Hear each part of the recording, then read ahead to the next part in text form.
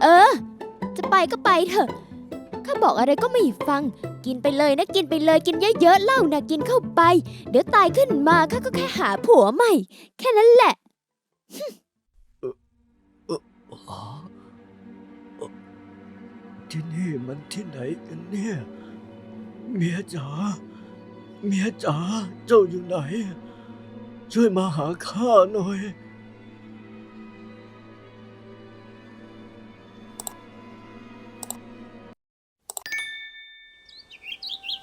มีสองสามีภรรยาคู่หนึ่งผู้เป็นสามีนามว่าเช่งทั้งสองอายุราวๆ20ปลายๆแต่งงานกันมาได้ 3-4 ปีและมีลูกสาวตัวเล็กคนหนึ่งเช่งนั้นเป็นคนรักภรรยาและลูกเขาตื่นแต่เช้าพาภรรยาและลูกไปทำไร่ทุกวันอย่างขยันขันแข็ง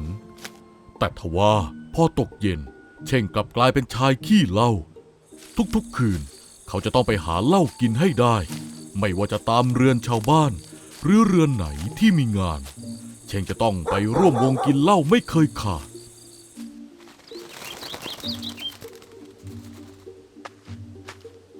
เชงเจ้าจะไปไหนอีกเออเมียจ๋าข้าจะไปช่วยลุงทำพิธีก่อนนะเห็นว่าลูกสาวแกไม่สบายนะเลยให้หมอผีมาทำพิธีดู เจ้านี่นะต้องมีงานให้เจ้าได้ไปกินเหล้าทุกคืนตลอดเลยไม่ต้องไปแล้วไปเจ้าก็ไปกินแต่เหล้าไม่ได้ไปช่วยทำอะไรหรอก เอาหน้าเมียข้าจะไม่กินเหล้าเยอะแล้วนะนี่ญาติทั้งนั้นเลยนะและอีกอย่างข้าก็แค่อยากจะไปช่วยเขาสักหน่อยนะ เออจะไปก็ไปเถอะข้าบอกอะไรก็ไม่ฟังกินไปเลยนะกินไปเลยกินเยอะๆเหล้านะกินเข้าไปเดี๋ยวตายขึ้นมาข้าก็แค่หาผัวใหม่แค่นั้นแหละ ข้าไม่ตายง่ายๆหรอกเมียจ๋างั้นข้าไปแล้วนะเดี๋ยวเจ้าทำธุระอะไรเสร็จก็ตามมาแล้วกันนะ พูดจบเช่งก็เดินมุ่งหน้าไปที่เรือนของลุงทันที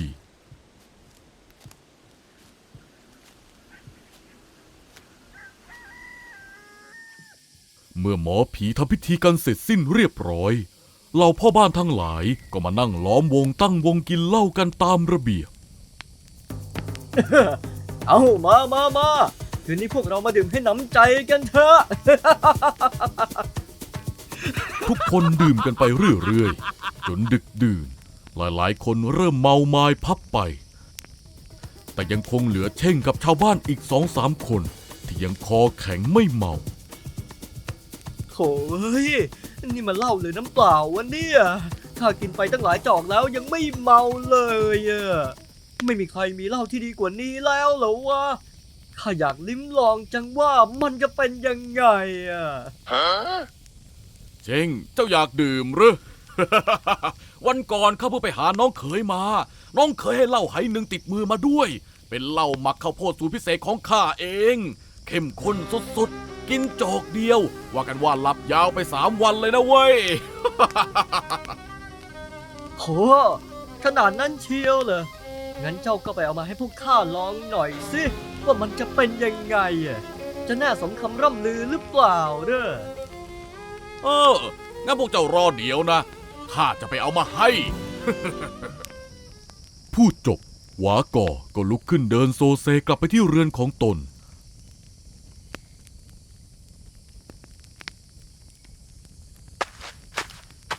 สักพักเขาก็เดินกลับมาพร้อมกับอุ้มเหล้าไหหนึ่งไว้ในมือ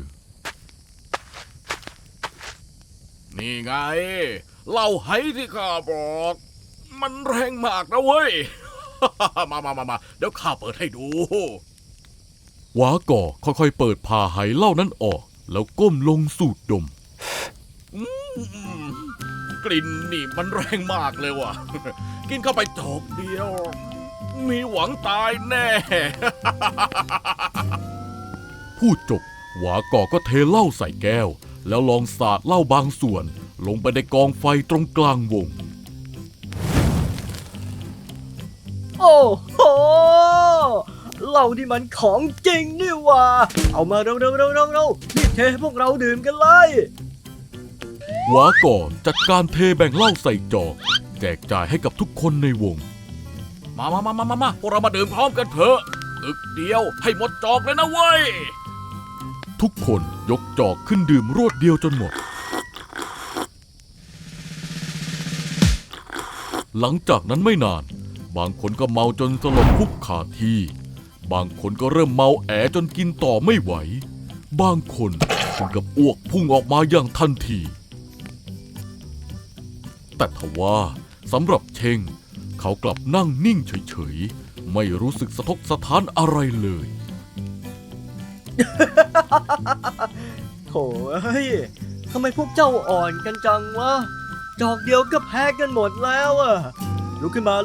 มาต่อกันเร็วมาต่อกันข้ายังไหวอยู่นะฮะชิวๆเลยเนี่ยไม่เห็นเป็นอะไรเลยอะ เฮ้ยเอามาอีก เฮ้ยเชงเจ้านะพอได้แล้วข้าคิดว่าเจ้าอย่ากินอีกเลยดีกว่าเหล้านี่มันไม่ธรรมดามันแรงมากนะ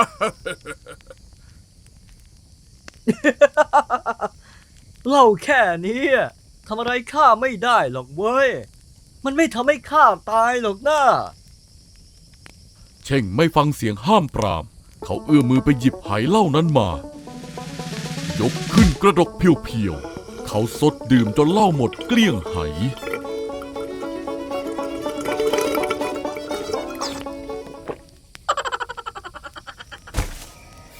ชาวบ้านที่เหลืออยู่ในวงต่างก็มองด้วยอาการเมาหมายต่างคนต่างคิดว่าเช่งคงจะแค่เมาหนักและหลับไปเท่านั้นเลยปล่อยให้เช่งนอนสลบอยู่ตรงนั้นตลอดทั้งคืนรุ่งเช้าภรรยาตื่นขึ้นมาแต่กลับไม่เห็นสามีกลับมาที่เรือน ไอ้ขี้เหล้านั่นน่ะเมื่อวานต้องกินเยอะแค่ไหนกันเชียวใหญ่เช้าป่านนี้แล้วยังไม่กลับมาอีกอ่ะเฮ้ย ด้วยความหงุดหงิดภรรยาของเช่งจึงเดินตามไปที่เรือนของลุงเมื่อไปถึงก็เห็นสภาพชาวบ้านบางคนนอนสลบสลายกระจัดกระจายอยู่ตามพื้นบริเวณนั้นและนางก็เหลือบไปเห็นร่างของเช่งนอนนิ่งสนิทอยู่บนพื้นเช่นกัน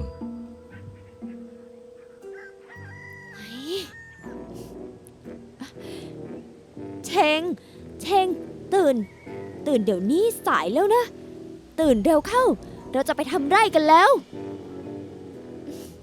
ตื่นสิอุ๊ย ภรรยาออกแรงขยับร่างของเช่งไปมาแต่เขากลับนอนนิ่งเฉยไม่ยอมตื่นขึ้นมานางเลยลองยื่นมือไปจับชีพจรที่ข้อมือของเช่งดูท่านใดนั้นก็ทำให้นางตกใจสุดขีดชีพจรของเช่งนั้นหยุดเต้นไปแล้ว ช่วยด้วย ใครก็ได้ช่วยข้าด้วยเชงเป็นอะไรไปไม่รู้เชงไม่หายใจแล้ว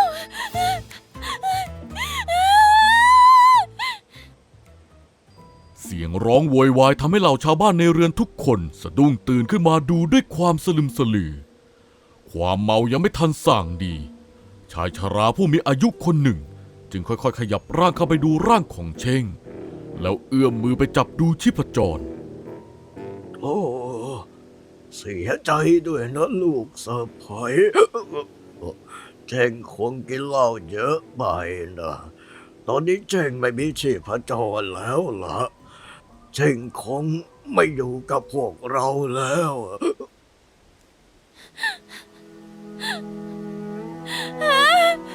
เชงไม่จริงใช่ไหมท่านพี่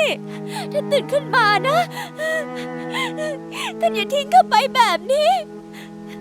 แล้วข้าจะอยู่อย่างไรแล้วถ้าไม่มีท่านตื่นขึ้นมานะข้าบอกแล้วไงว่าอย่ากินเหล้าเยอะนะ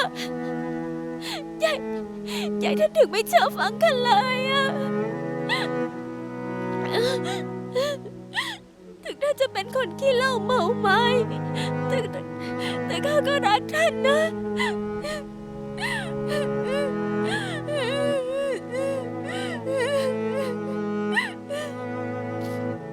ภ รรยาของเชงกอดร่างสามีร้องห่มร้องไห้คร่ำครวญด้วยความโศกเศร้ากับการจากไปอย่างกระทันหันทุกๆคนในหมู่บ้านต่างปักใจเชื่อกันว่าเชงกินเหล้าหนักจนเสียชีวิตไปแล้วชาวบ้านจึงช่วยกันจัดพิธีศพให้เชงตามประเพณีเวลาล่วงเลยผ่านไปแล้ว3 วันร่างของเชงกลับยังคงสภาพเหมือนเดิมทุกประการไม่ซีดเซียวไม่คล้ำดำและไม่มีกลิ่นเหม็นเน่าเสียเลยแม้แต่น้อยซึ่งดูผิดปกติเอามากๆแต่เมื่อเหล่าชาวบ้านหลายๆคนผลัดกันไปลองจับชีพจรของเชงดูอีกครั้งต่างก็ยืนยันเป็นเสียงเดียวกันว่าไม่มีชีพจรแล้วจริงๆในที่สุดทุกๆคนเลยจำใจต้องช่วยกันแบกร่างไร้วิญญาณของเชงมุ่งไปทำพิธีศพที่ป่าช้าท้ายหมู่บ้านหลังจากที่ทุกคนช่วยกันฝังร่างของเชงจนเสร็จและพากันแยกย้ายกลับกันหมดเวลาล่วงเลยจนถึงตอนเย็นจู่ๆเชงก็เริ่มรู้สึกตัวตื่นขึ้นมาแต่ทว่ารอบกายเขากลับมืดสนิทจนมองอะไรไม่เห็นเขารู้สึกอึดอัดร้อนอบอ้าวและหายใจไม่ออก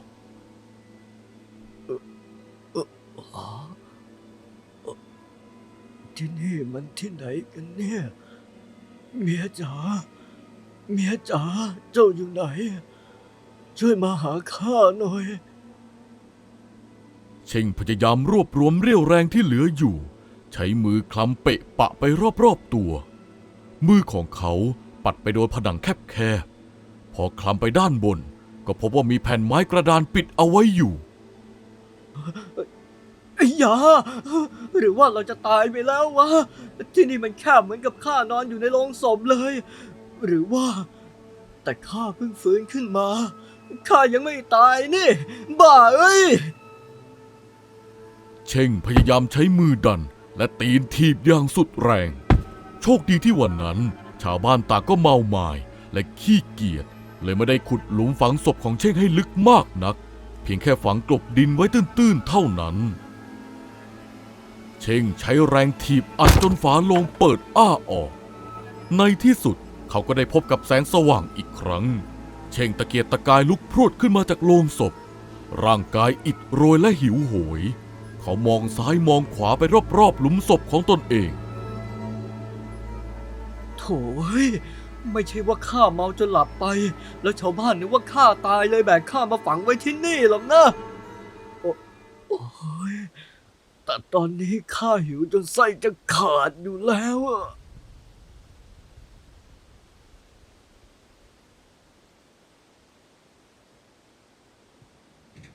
เชงรีบเดินกลับมาที่หมู่บ้านเขาเดินมาเรื่อยๆจนถึงหน้าเรือนของตนเองทว่าสิ่งที่เขาเห็นคือภรรยาของเขากำลังแต่งตัวสวยเช้งแต่งหน้าทาปากแดงฉ่ำสวมชุดสวยเซ็กซี่จัดเต็มยศ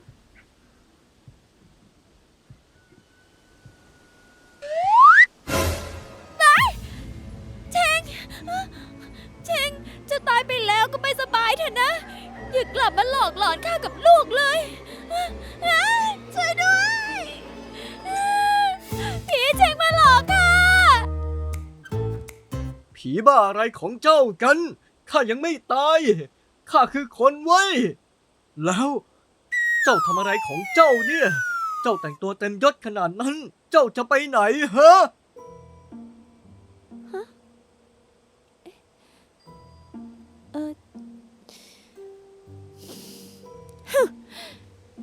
ก็ข้าบอกให้เจ้าเลิกกินเหล้าเจ้าก็ไม่ยอมเลิกสักทีข้านึกว่าเจ้าตายไปแล้วข้าก็เลยจะออกไปหาผัวใหม่ยังไงล่ะข้าจะไปหาผัวที่ไม่กินเหล้าผัวที่หล่อๆผัวที่หุ่นดีอะเฮ้ยหยุดเลยนะเดี๋ยวเจ้าจะโดนข้าเพิ่งตายไปไม่ถึงวันเจ้านี่พร้อมจะหาผัวใหม่แล้วเหรอเจ้าจะโดนเดี๋ยวนี้ละพูดจบเชงก็รีบคว้าท่อนไม้แถวนั้นง้างมือเตรียมจะเข้าไปตีภรรยาเห็นท่าไม่ดีจึงรีบลุกขึ้นวิ่งหนีสุดฝีเท้า